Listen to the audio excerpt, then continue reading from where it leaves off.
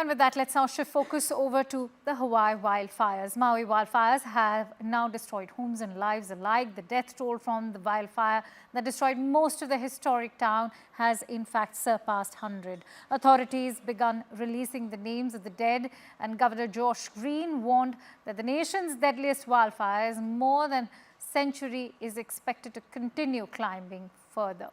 Green said housing the displaced continues to be a primary focus of relief efforts and added that thousands of people will need housing for at least 36 weeks. President Joe Biden will head to Maui soon to meet the survivors and officials there as well. And a lawsuit has been filed on behalf of the 5 Lahaina residents. It alleges the local power company played a substantial role in these wildfires. However, as the rescue efforts continue, the Maui survivors are beginning to return to their home bases to only find ash and destruction strewn behind. Residents have lost their homes but are finding refuge with shelters provided by community efforts. However, the harrowing stories of these survivors of Maui wildfires still linger on.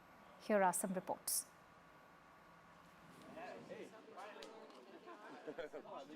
You know, and I considered myself a strong leader, but it broke me. It still breaks me. This is what keeps me going, helping people. A lot of us are at that stage.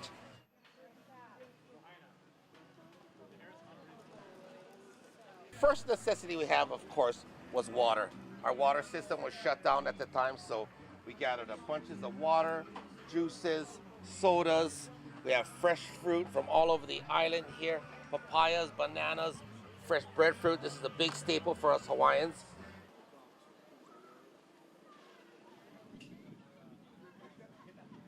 We have our locally made.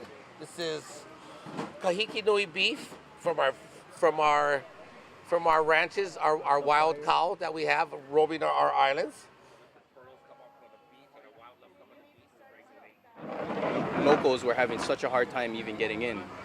There were roadblocks set up outside of Lahaina, preventing people from coming in and out of Lahaina, or coming into Lahaina perhaps.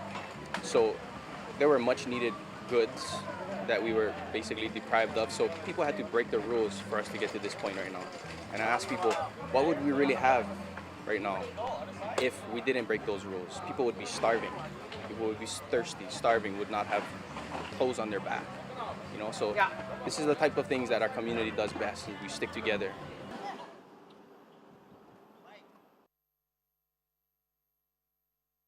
Let me address that devastating wildfires, some of which are still burning in Hawaii. They've claimed the lives of 99 people so far, and they haven't cleaned things up yet. The deadliest wildfire in more than 100 years. A whole city destroyed. Generations of native Hawaiian history turned into ruin. And think about this. All that area they got to plow up, they can't do it now because they don't know how many bodies are there. They don't know what's left. Imagine being a mom or dad, wondering where your child is. Imagine being a husband or wife, a mother or father. It's really tough stuff.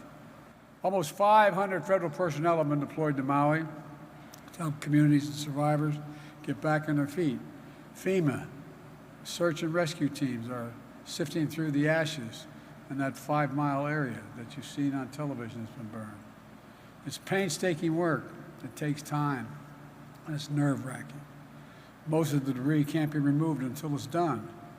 My wife Jill and I are going to travel to Hawaii as soon as we can. That's what I've been talking to the governor about. I don't want to get in the way. I've been to too many disaster areas, but I want to go, make sure we got everything they need. I want to be sure we don't disrupt the ongoing recovery efforts.